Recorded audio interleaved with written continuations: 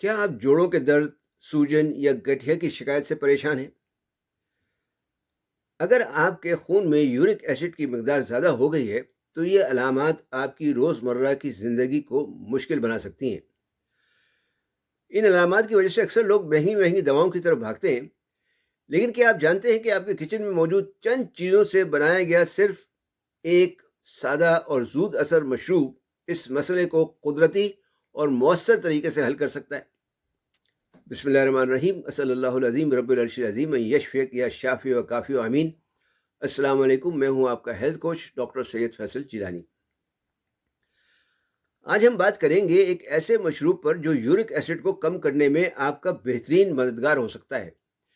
Video آخر تک دیکھیے گا تاکہ آپ کو اس کا صحیح طریقہ اور آپ اس کی مقدار جان سکیں، اسے بنانے کا طریقہ جان سکیں۔ سب سے پہلے یہ سمجھتے ہیں کہ یورک ایسڈ ہے کیا۔ یورک ایسڈ جسم میں تب بنتا ہے جب ہم پروٹین اور پیورین سے بھرپور غذائیں کھاتے ہیں، جیسے گوشت، کلیجی، مچھلی یا الکوہل وغیرہ کا استعمال کرتے ہیں۔ عام طور پر ہمارا جسم اضافی یورک ایسڈ کو گردوں کے ذریعے پیشاب سے کے راستے خارج کر دیتا ہے، لیکن اگر اس کی مقدار بڑھ جائے یا گردے صحیح کام نہ کریں تو یہ جوڑوں میں جمع ہو کر درد اور گٹھیا کا باعث بن سکتا ہے، جسے طبی زبان میں نقرس کہتے ہیں۔ تو اب آتے ہیں اس زود اثر مشروب کی طرف۔ اس مشروب کو بنانے کے لیے آپ کو 6 چیزیں چاہیے ہوں گی جو آپ کو اپنی کچن فارمیسی سے ہی مل جائیں گی: ہلدی، ثابت دھنیا، زیرہ، میتھی دانہ، الائچی اور کالی مرچ۔ ہلدی کے بارے میں تو آپ سب جانتے ہی ہیں کہ اس کا جو فعال جز ہے وہ کرکیومن ہے۔ اس پہ بہت لوگوں نے بات کی ہے، اور آپ کو پتہ ہی ہے کہ ایک طاقتور اینٹی آکسیڈنٹ اور دافع سوزش مادہ ہے جو جسم کو فری ریڈیکل سے بچاتا ہے، مدافعتی نظام کو مضبوط کرتا ہے، دل و جگر کی صحت میں معاونت کرتا ہے۔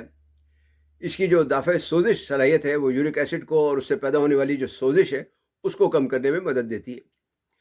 ثابت دھنیے میں سینیول اور لینولول جیسے روغنیات شامل ہیں۔ اس میں وائٹامن سی، وائٹامن کے اور آئرن بھی پایا جاتا ہے۔ یہ ہاضمے میں مدد دیتا ہے، خون میں شکر کی سطح کو کنٹرول کرنے میں معاونت کرتا ہے، اور سب سے اہم بات یہ کہ دافع سوزش ہونے کے ساتھ ساتھ پیشاب آور بھی ہے، جس کی وجہ سے یورک ایسڈ کے اخراج میں آسانی ہو جاتی ہے۔ یہ گردے اور جگر کی صفائی بھی کرتا ہے، تو یہ بھی اس کا ایک فائدہ ہے۔ زیرہ نظام ہاضمے کے لیے صدیوں سے استعمال ہوتا چلا آ رہا ہے۔ اس کی دافع سوزش صلاحیت سوزش دور کرنے میں مدد کرتی ہے۔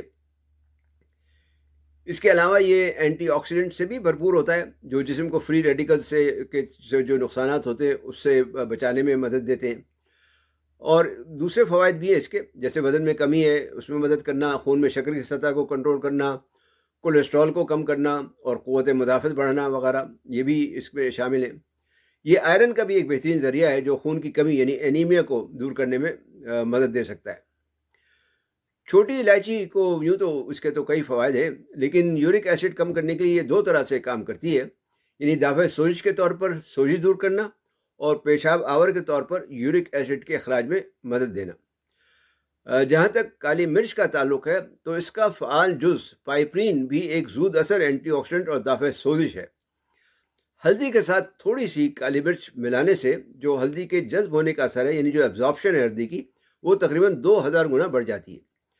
اب سوال ہے کہ مشروب تیار کس طرح کرنا ہے؟ تو سب سے پہلے تو آدھا چمچہ میتھی دانہ 1 گلاس پانی میں رات کو بھگو کر رکھ دیں۔ دوسرے دن صبح ایک اسٹیل کے برتن میں 2 کپ پانی ڈال کر چولہے پر چڑھا لیں۔ پانی ابلنے سے پہلے اس میں آدھا چمچ ہلدی، 1 چٹکی کالی مرچ اور 1 چمچہ ثابت دھنیا، آدھا چمچہ زیرہ، 2 عدد الائچی کے چھلکے سمیت، لیکن چھلکا اس کا کھول لیں، اور پھر بھیگی ہوئی جو میتھی ہے وہ ڈال دیں۔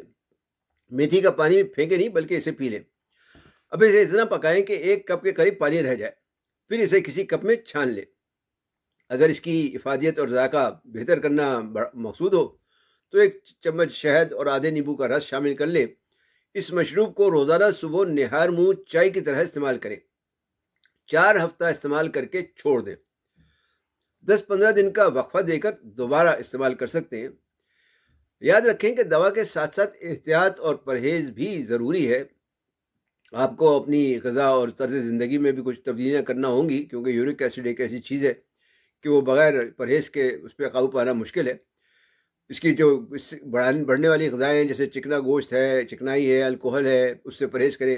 روزانہ 8 سے 10 گلاس پانی ضرور پئیں اور وزن پر کنٹرول رکھیں۔ ہلکی پھلکی ورزش کو اپنا معمول بنائیں۔ کم پیورین والی غذا کا استعمال کریں۔ اگر آپ کی تکلیف شدید ہو یا آپ گاؤٹ کے حملے کا سامنا کر رہے ہوں، گاؤٹ اٹیک کا، جو کہ عام طور پہ ہوتا ہے، تو گھریلو علاج کے بجائے فوری طور پر ڈاکٹر سے رجوع کریں۔ خلاصہ یہ ہے کہ خون میں یورک ایسڈ کی زیادتی مختلف بیماریوں کا سبب بن سکتی ہے، اور اگر حد سے زیادہ بڑھ جائے تو گاؤٹ اٹیک بھی ہو سکتا ہے۔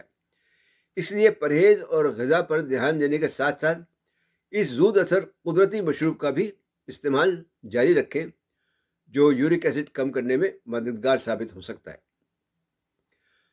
تو ویڈیو دیکھنے کا شکریہ۔ پسند ہے تو لائک اور کمنٹ ضرور کریں۔ ویڈیو اپنے شیئر کرنا نہ بھولیں۔ چینل سبسکرائب کر کے بیل آئیکن پر کلک کرنا نہ بھولیں۔ صحت مند، تندرست اور شاد آباد رہیں۔ والسلام علیکم ورحمۃ اللہ وبرکاتہ۔